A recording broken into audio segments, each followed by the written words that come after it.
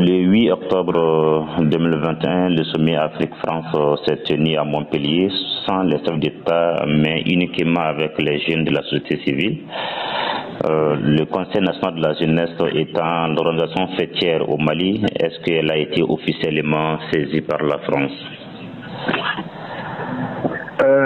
Non, le Conseil national de la jeunesse du Mali n'a ni officiellement ni officieusement été saisi par la France, ni par sa représentation qui est l'ambassade ici. Mieux que ça, nous estimons que ce n'est même pas, c'est vraiment voulu ainsi. Oui. Ils ont voulu ça ainsi. Quand vous voyez le déroulement même du 10 sommet, aucun des problèmes du Mali n'a été discuté là-bas. Oui. Rien de ce qui nous oppose n'a été dit là-bas. Vous avez vu, ceux qui ont parlé, ceux à qui Macron devait s'adresser, ont été briefés par avant.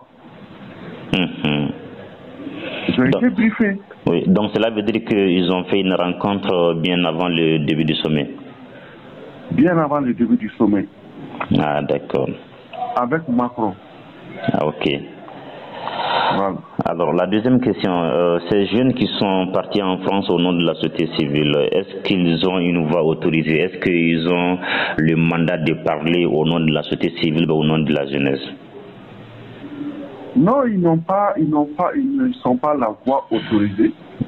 Comme on le dit, nous ne sommes pas des sauvages du Somalie. Oui. Nous sommes bien ordonnés. Contrairement à ce que pense l'autre, nous sommes bien autorisés, mais l'Afrique est telle qu'elle est. Souvent, je vais quand même un peu remonter à l'époque de la colonisation, la traite négrière et tout ça. Oui. Ce sont nos parents qui nous ont vendus. Oui. La France seule ne pouvait pas opérer comme ça a été. Donc, pour vous dire que ceux qui sont allés, ils ne sont pas allés au nom du Mali, ni au nom de la jeunesse malienne. Ils n'ont aucun mandat, aucun ordre de mission pour le représenter. Et ils ne nous ont même pas avertis par rapport à ça. Ils ont pensé que c'était juste une opportunité qu'il fallait en profiter. Paf, ils sont partis et nous exposaient encore mieux vis-à-vis du président Macron, qui a quand même eu l'opportunité rêvée d'insulter nos autorités, de les traiter d'illégitimes devant des Maliens. Autrement dit, en 10 fils du Mali, un président français ne peut pas oser insulter nos autorités en charge de la transition aujourd'hui et qu'on s'asseye pour l'écouter. Parce que ça veut dire que la rencontre de préparation a bien réussi. Sinon que ça ne devrait pas avoir lieu en fait.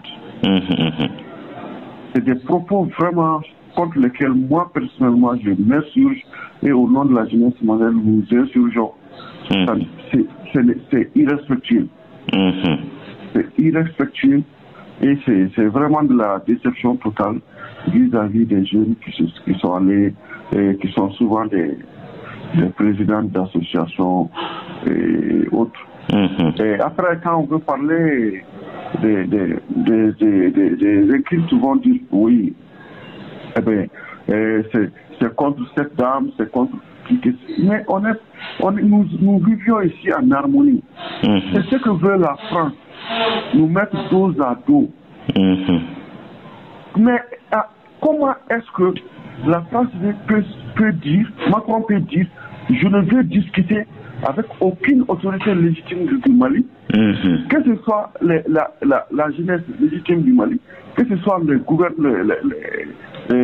autorités de la transition. Non, je ne veux pas discuter avec eux, mais je veux discuter avec vous. Ça veut dire que c'est de la machination.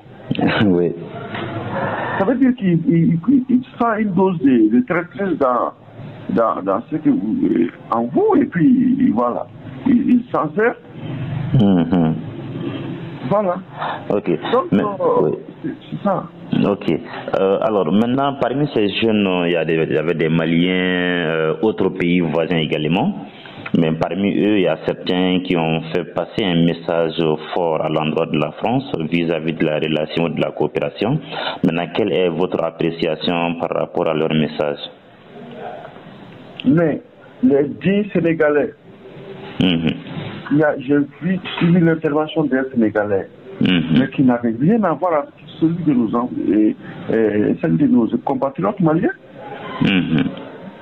qui a touché du doigt les problèmes, qui a même débordé, qui est même venu plaider pour le Mali, qui a parlé du franc CFA, qui a parlé du terrorisme, qui a parlé de Wagner. Mais nos Maliens, ils sont allés là-bas, mais ils ne savent pas, parce que le problème de ce sommet-là, c'est en partie fait pour le Mali. Contre le Mali, on va dire. Oui. Donc moi, je pense que c'est vraiment triste tout ça. C'est vraiment triste. Il faut que certains jeunes se saisissent. Les opportunités, ça n'arrive pas. Et c'est dans la dignité que cela peut perdurer. Oui. Voilà. Alors... Les gens ont été démasqués. Voilà. C'est ça. Ok. Alors, dans les conclusions du président Macron, on sent que le président veut travailler avec ces jeunes et des financements sont en vue. Pensez-vous que les chefs d'État apprécieront cela? Bon, moi, je lance, merci pour l'opportunité. Voilà, moi, je lance directement un appel à nos autorités en charge de la transition de prendre les responsabilités vis-à-vis de ces injures grossières. J'estime qu'il ne devrait pas permettre de telles bavures. C'est juste pour... On a vu des jeunes qui sont allés là-bas. On les a vus à chaque fois qu'il pleuve, qu'il neige, ils sortent pour insulter les gens. Quoi qu'il arrive, ils sortent pour insulter parce qu'ils sont entretenus dans ça. Donc aujourd'hui, ils vont les donner des forces supplémentaires pour qu'ils sortent nous insulter, mais ils vont nous trouver devant eux ici. C'est ce qui est dit. Donc aussi, il faut que nos autorités prennent des responsabilités. Ces gens-là qui sont partis parler au nom du Mali, à leur retour, qu'ils soient interpellés, qu'ils soient interpellés, qu'ils nous donnent des explications. Ils sont allés pour qui, pourquoi, pour dire quoi. On est régi par des textes, mais le Mali ne fonctionne pas à travers des associations. Ce n'est pas des associations que tu crées, financées aux frais du gouvernement français qui va te donner la légitimité de parler au nom du Mali. Non, non. Donc il faut que le gouvernement s'assume et de la plus belle manière pour que cette situation-là s'arrête. Ok. Sinon, ce sont des nouveaux groupes de jeunes Maliens que la France va former et qui va nous mettre juste pour empêcher les choses d'évoluer. Sinon, aujourd'hui, on n'a pas besoin de le dire. Il n'y a pas de sentiment anti-français, mais il y a un niveau de conscience aujourd'hui, que ce soit au Mali et dans beaucoup de pays d'Afrique. Donc aujourd'hui, à l'image du Rwanda, il faut que nous nous assumons et que nous assumons cette révolte, même pas une révolte, mais que nous assumons, que nous ayons le courage de dire non, nous sommes le Mali et le Mali est un pays de grande histoire et le Mali peut décider de son sort. Personne, nul, aucun pays au monde ne doit décider du sort du Mali et de ses Maliens. Étant donné que ce pays-là, pour le plus grand nombre, vivent du Mali.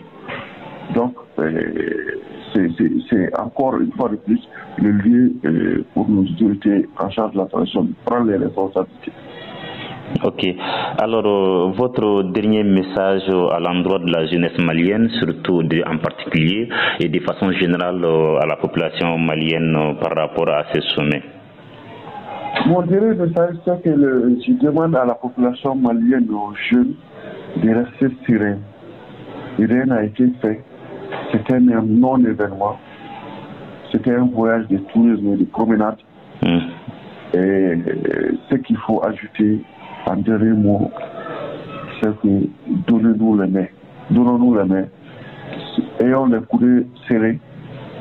Le Mali ne va pas sombrer. Okay. Déjà, il y a de très bons signaux qui prouvent que le Mali est en train de se relever et à grande vitesse. Donc, aujourd'hui, il faut que nous soyons solidaires entre nous jeunes pour le Mali et qu'on se dise que le colonisateur veut juste changer de fusil d'épaule. Ne soyons pas ces messagers comme nos grands-parents l'ont été. Merci. Ok, merci beaucoup, Monsieur le Président, de nous avoir accordé cet entretien et prenez soin de vous. Bonne journée. Merci. Ouais.